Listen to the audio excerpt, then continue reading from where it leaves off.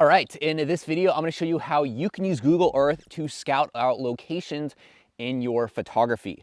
And Google Earth is a extremely powerful tool for location scouting, and I'd highly recommend learning how to use it, especially if you want to find the more obscure locations once you start getting more advanced with your landscape photography practice. So with that being said, Google Earth is different than Google Maps. So Google Earth begins to render things in 3D, and there's a lot more features that you can use within Google Earth. So there's two different types of Google Earth that you should know about. The first one is the free online version that is supported on your browser. So if you have an internet connection, you can just simply type in Google Earth and begin exploring. The second version of Google Earth is called Google Earth Pro. And this is a desktop application that they used to charge $400 for, but as of 2015, they decided to make it completely free. So it has a few more features in it that we're gonna be using for photography scouting, especially when it pertains to light at certain times of the day. So I'd recommend downloading Google Earth Pro and following along with this video. So let's jump right in. So as you can see, we got Google Earth Pro pulled up right here, and we have the entire Earth at our disposal here. So let me go ahead and show you the first feature, which is location scouting. So you simply go to this search bar here and you enter a destination. So let's enter Capitol Peak, Colorado, for example, and hit search. So now this is going to take us right into this mountain here. And from this perspective, it just looks like Google Maps. But if you zoom in here, you can now begin to see a 3D render of this mountain peak here. And I can see what everything looks like in the surrounding areas. So say I wanted to be at the top of this peak for sunrise or sunset, I can begin to look at the opposing areas around me and see what types of compositions might look good. So you can see we got a nice ridge line here, got a nice lake here, and you can begin to formulate where you want to be on this mountain for a shoot. Another great example would be for rivers. So let's go to Horsetooth Bend, if I could spell this right, which is a famous river in, all right, it's thinking this is in, that wasn't right. Horseshoe Bend, what am I saying? Horseshoe Bend, there we go. Like, why is this taking us to Fort Collins? All right, so this is a beautiful river in, what's it called? Arizona. So as you can see, we got this nice river here, and if you zoom in, you can begin to see a little bit of depth in that rock there and begin to location scout. But since this is such a popular area, one thing you could do is zoom out a bit and see what other river points are around here. So here's another cool point that's going to be significantly less popular that has a cool bend feature to it. Let's see what else. We also got all of these bends over here. This is not going to be probably accessible because that's at the dam, but maybe over here we could find something that looks kind of cool. So let's zoom in down here. And yeah, now we're getting some pretty cool little bends in this area here we could check out. Let's zoom out a bit more and see if there's anything else. Just all sorts of crazy compositions out here that have to do with a river that now we could find because we have Google Earth set up for this. So yeah, I mean, you could just really zoom in on any of these spots and be like, yo, I want to actually shoot on this ledge right here somewhere, and then you can find a way to hike out here as long as you're not on private property. Then you have a pretty cool drone shot right here, and honestly, if you zoom in even more, you could probably get some pretty cool shots of these rock formations around here. Let's look around. Yeah, like look at that. That's sweet. So lots of cool stuff that we could shoot in this area. So yeah, you get the idea. You basically just Google certain places. This also works for sea stacks. So let's try natural bridges in Oregon, which is a pretty famous state park at Sam Boardman State Park. So if you're on the ocean, you could scout out some giant sea rocks around you. Say you're right around here. Now we could be like, this is the famous one right here, but say you don't want to be at that famous one, but you still want sea stacks. So maybe we can go down the coast a little bit over here and explore and see what this sea stack looks like, or even this one from here. So perhaps if you were to stand somehow right here, you could probably get a cool shot of this sea stack here. So it's just great for location scouting. The second feature of Google Earth I wanted to talk about is the lighting. So let me show you this. So let's go to a different place. Let's go to Factory Butte in Utah. So this is a pretty cool rock formation way out in the middle of nowhere. And let's zoom in and get that 3D perspective popping out a little bit here. So now we're getting this rock formation in a nice 3D landscape here. Let's pull our zoom up a little bit. And that'd be a sick drone shot. But the feature I wanted to show you is right here. So you click this sunlight button, and now you can see what this landscape looks like depending on what time of day it is. So you can change the date, the year, the time, anything. So say I wanted to see what this place is gonna look like at sunset. Keep going back a little more. Yeah, so this is right about sunset here. So as you can see, the sun is going to be over there.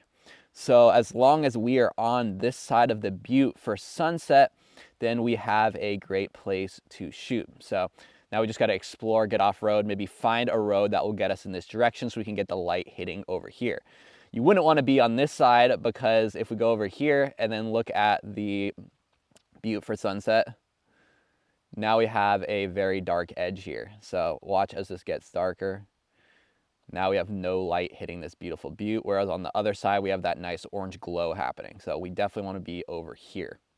The third feature I wanted to show you is on the ground street view. So this isn't just pertaining to streets. So let's jump back into this Factory Butte shoot here, turn this camera around. And now that we have the sun hitting it from this angle, so it's looking good there. Now we can find a spot on the ground that looks good. So let's zoom in a little bit. It looks like there might be a road or a river right here. Let's see. Perhaps.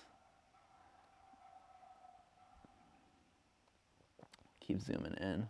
Yeah, so that looks like a dirt road right there. And as you can see, there's another one right there. So say we pulled up to that dirt road, we can click this guy right here and drag him to a certain spot. And now we could see what that butte looks like from standing in this position on the ground, which is awesome for testing out compositions and seeing what looks good to you. When you're done, you can click exit to ground view street level and then go back right into that view. And say I want to be a little bit closer, maybe put myself on this little hilltop here. I could go there and then see what it looks like from here. So it's a great way to get on the ground views of what a composition would look like. The fourth feature I wanted to go over is called touring. And this essentially allows you to record your session in Google Earth and save it in a video format for later. So obviously you're not going to do this all the time, but if you're heading to a place where you don't have service and you want to have a detailed scout of a certain area from an aerial perspective, you can go ahead and tour a certain area in Google Earth, save it as a video on your phone, and then pull up that video when you're in that more remote location. So let me show you an example. So let's go to, what's a cool spot? Let's say Glacier National Park. So we're gonna fly across the map here to Glacier. Let's keep zooming in here. Let's get this a little bit brighter so we can see what's going on here. All right, so this is, I believe, the famous road that you drive up called Sunset or Sunview Road. So say we have this all scoped out here. Got some beautiful mountain ranges over here to look at. And say I wanted to record what this area looks like here for whatever reason. Basically, what you do is you go up to this record button here, hit record a tour, and when you're ready, you just hit the record button. Then now you could go ahead and zoom in, go wherever you want, maybe go over to this peak here, show example of what this peak looks like from a ground view here. Say if you were standing up there. Oh wow, so someone's actually been here before. So this is another cool feature, is if someone has taken a photo at a certain location, then it will show you that person's location from Google Maps. So now we're seeing an actual view of what this spot looks like here. So now this is being saved into the video. I can exit out of that. Say I want to zoom over here, maybe look up here. So once you're done recording, you just hit the record button here. Then you could save this. So you can name it something. So we'll name Glacier Tour, hit OK. So now what we do is we go up to the tools section over here, click Movie Maker, and then now you can go ahead and save this video file where you want and check the HD and all that stuff, create movie, and then it's going to go through and make a little movie out of that you can now upload to your phone and have ready for scouting. So it's a great way to pre-select areas if you know you're going to be in sketchy landscapes. The final feature of Google Earth I wanted to go through is called My Places. And this allows you to save places that you've been before onto a map. So this is more of an optional step, but personally I like to keep a map of everywhere I've been just in case I ever want to go back and have reference notes to it. So I do this actually from within Google Maps. So let me show you. So let's go pop up into Explorer here and click on my Google Maps here. And as you can see, I've created an adventure map of everywhere I've explored ever. So now if I click a certain place, it'll show me the photos I took there. I've added the relevant blog and the adventure name to it. So now I could go around and, just reference any of these adventures at any time if I need to. And also you can make this map public. So you could share it here and just keep a map of everywhere you've been. And then what you can do is if you go to Google Earth here, you can now see that map if you go to My Places and import it as a project here. So you just hit New Project and Open Project from Google Drive location of where you saved this map that you've created in Google Maps here. So now I could see this map on Google Earth, and I can now zoom in and get those cool 3D features here. One thing to note though is that the My Places feature only works on Google Earth Online. So having it sync with Google Maps, you need it to be on the online version. So Google Earth Pro, it doesn't work. You can actually download the map from Google Maps and upload the file to Google Earth Pro, but you're gonna have to do that every single time if you want to see that within Google Pro. It's not gonna be able to sync back and forth. So that's the final feature I wanted to show you. Really great to just be able to look back one day and be like, wow, I've been to all these places, and you have a reference of all of them ready at any time. So that's how you can use Google Earth to scout out locations. Let's go ahead and hop into the next video.